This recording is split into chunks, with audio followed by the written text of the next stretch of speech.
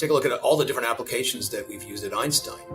And so if we take a look at those applications, we've got the array of them, from Jupyter Notebooks to GUI-based applications, and of course the large-scale simulations. And all of these can be leveraged from within the same interface. And I feel like that's, once again, brings some familiarity to people when they want to leverage a different tool, and also ease of use without individuals having to necessarily know how to leverage the command line interface to be able to use the HPC resources.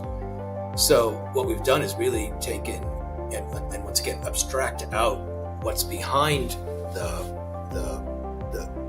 Activate interface in a way that makes all of this more like an appliance and less like something that someone has to be really well skilled in to be able to operate.